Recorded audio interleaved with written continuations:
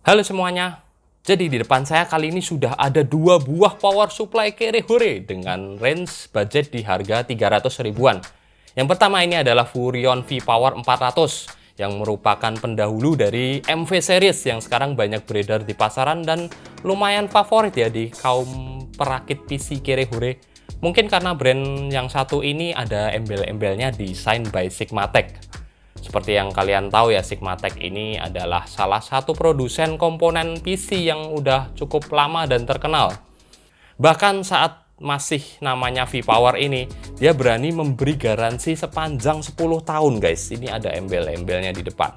Sedangkan saat udah berubah jadi MV series malah downgrade jadi 3 tahun. Saya nggak tahu alasannya apa.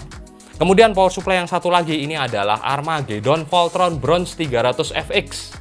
Dan yang ada di depan saya ini versi yang OEM, artinya adalah versi copotan casing Armageddon ya, bukan beli terpisah. Karena kalau kalian beli terpisah 300 FX ini biasanya dapat fan yang RGB, sedangkan kalau yang versi copotan casing ini warna fan-nya hitam. Oke, jadi kita akan bahas sedikit eksterior dulu sebelum membongkar kedua power supply ini.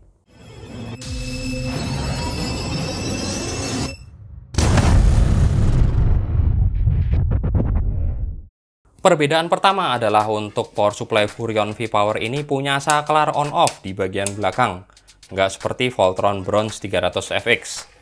Dan secara label rating 12 voltnya, V-Power punya rating di 17 ampere dengan total 204 watt.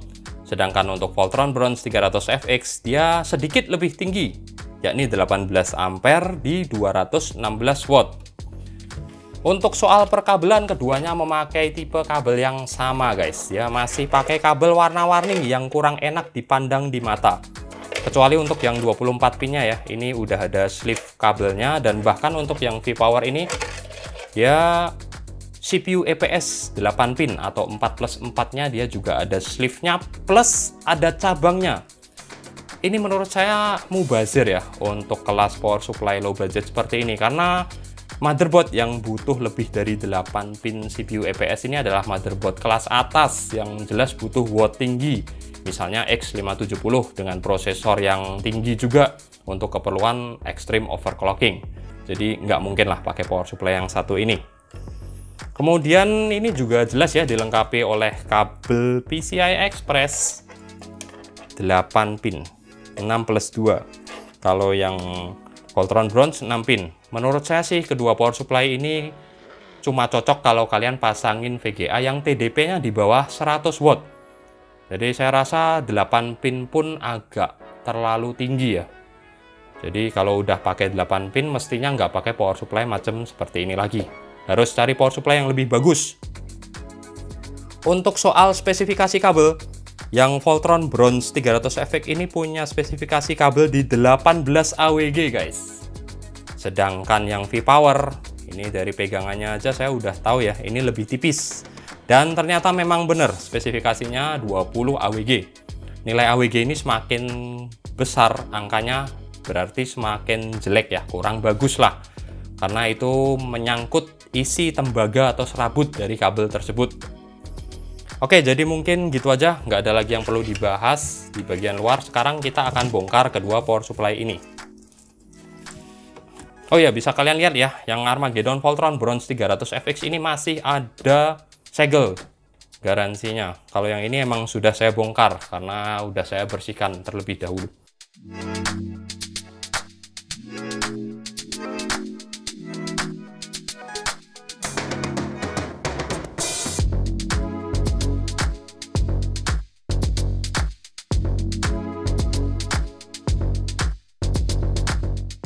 Fan di kedua power supply ini sebenarnya bisa dicopot ya. Dia pakai model konektor, bukan ditanam. Tapi sayangnya ada semacam lem sealant, jadi saya tadi nggak bisa copot.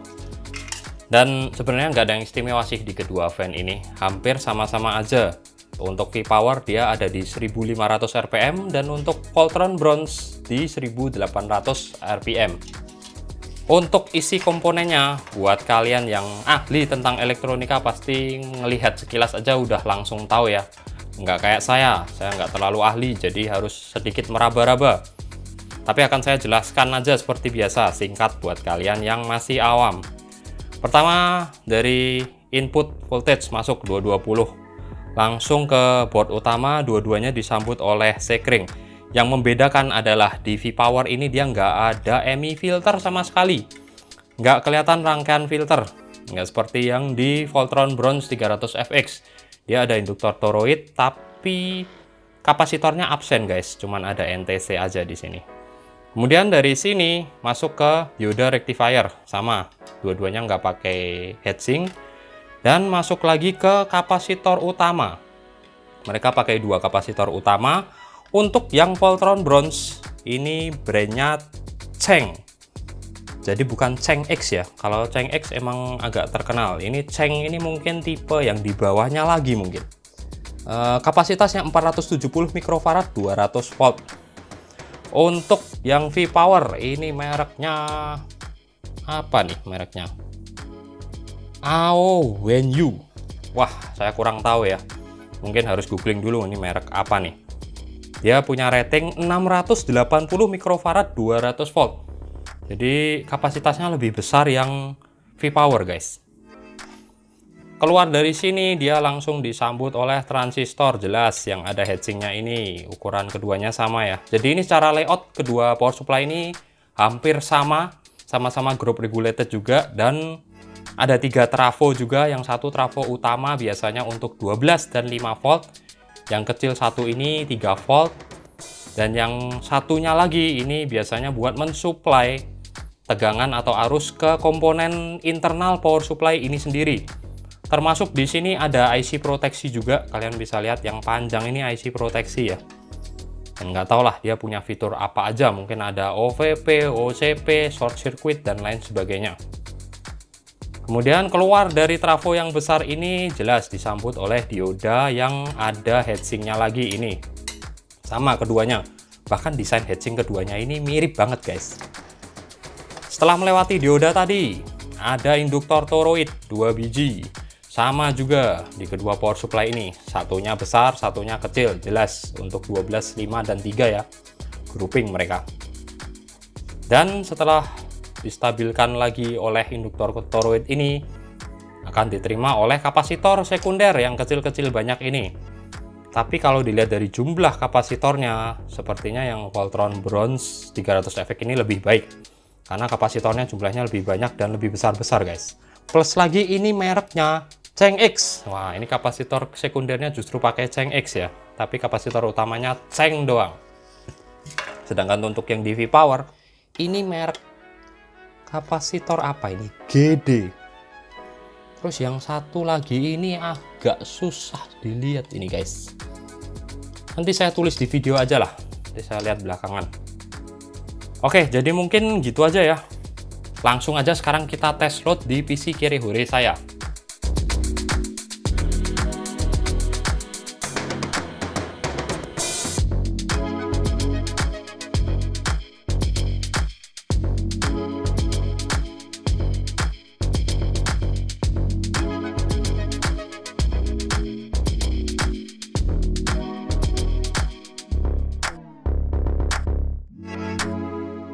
Di sini saya memakai Prosi Kirihore Intel Core i5 2500 dan VGA Gigabyte GTX 1650 yang menurut saya merupakan spek dengan load power yang cocok buat kedua power supply. Alat pengetesan simple seperti biasa ya. Power meter untuk membaca efisiensi tarikan daya, dan saya baru saja mengupgrade multitester saya ke True RMS yang lebih akurat. Pertama-tama kita lihat dalam kondisi idle PC saya. Dengan memakai V-Power 400, tarikan daya listrik dari stop kontak terbaca di 45,5 watt. Sedangkan bacaan output 12 voltnya ada di 12,48 volt. Sedikit over, tapi masih wajar sih.